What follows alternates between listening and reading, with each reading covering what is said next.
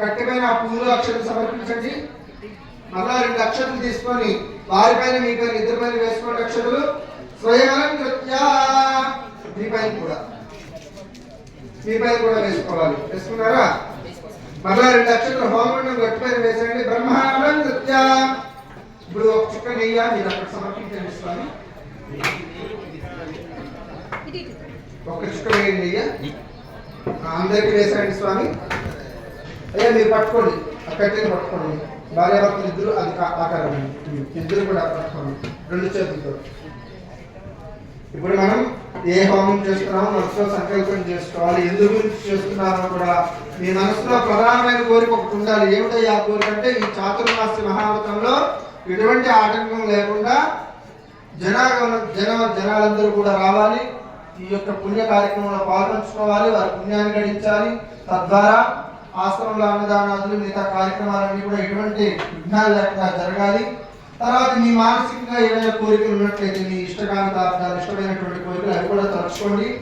తర్వాత మీరు చెప్పినట్టుగా చెప్పి వేయమన్నప్పుడు వేస్తాయండి. చెప్పండి. అస్మిన్ చాతుర్మాస్య మహావ్రత ప్రారంభ శుభ సమయే మమ ఇష్టకామితార్థ ఫలసిద్ధ్యర్థం సకల దేవతా ప్రీత్యర్థం సకల దేవతా పూర్వక లక్ష్మీనారాయణ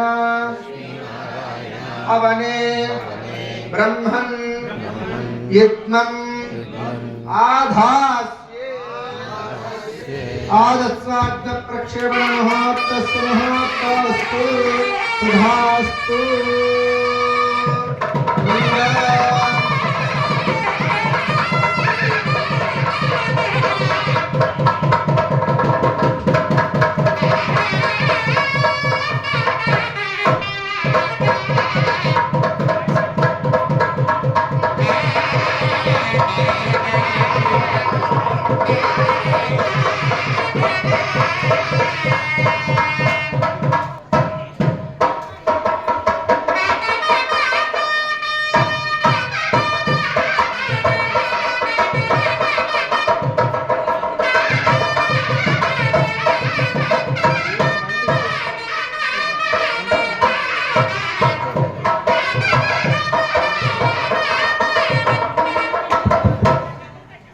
మాట్లాడకండి. అందరూ కూడా ముందుగా విఘ్నేశ్వర స్వామి వారికి హోమం జరుగుతుంది. గం గణేశాయ నమః అని మనసులో అనుకోండి.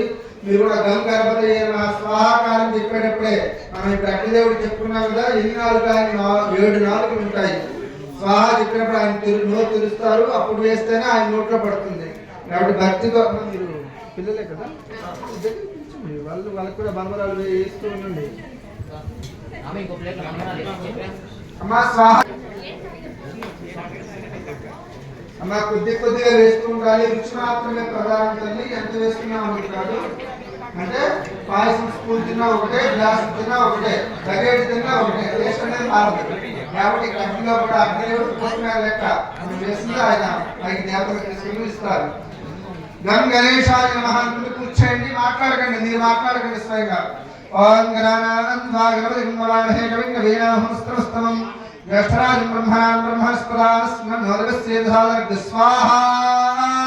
కొద్దిగా అండి, ఈ 3 వేలతో మాత్రమే వేయాలి. 3 వేలు వీలైనంత వరకు ఇలా వేయడానికి ప్రయత్నం చేయండి. ఓం గణానాం త్వా గణపతిం వవామహే కవిం కవీనాముస్తమస్తమం జ్యేష్ఠరాజం బ్రహ్మణాం బ్రహ్మణస్పదాస్మన్నోదకస్యేధాదగ్ధ స్వాహా.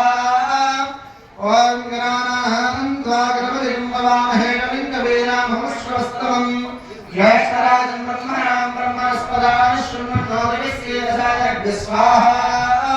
మహాగణపతయే నమః. ఇప్పుడు లక్ష్మీ గణపతయే నమః. మహాలక్ష్మి ఒళ్ళో చిన్న వినాయకుడు కూర్చున్నట్టుగా భావం చేస్తున్నారండి. ఓం శ్రీం హ్రీం క్లీం గ్లౌం గం గణపతయే వరవరద సర్వజనం మే అసమానయ స్వాహా స్వాహా. ఓం శ్రీం స్వాహా. ఓం శ్రీం హ్రీం క్లీం స్వాహా స్వాహా. ఓం శ్రీం హ్రీం క్లీం గ్లౌం గం స్వాహా. ఓం శ్రీం హ్రీం క్లీం గ్లౌం గం గణపతయే స్వాహా. श्रीं ह्रीं क्लीं ग्लौं गणपतये वरवरद स्वाहा ओम श्रीं ह्रीं क्लीं ग्लौं गणपतये वरवरद सर्वजनं स्वाहा ओम श्रीं ह्रीं क्लीं ग्लौं गणपतये वरवरद सर्वजनं मे वशं स्वाहा ओम श्रीं ह्रीं क्लीं ग्लौं गणपतये वरवरद सर्वजनं मे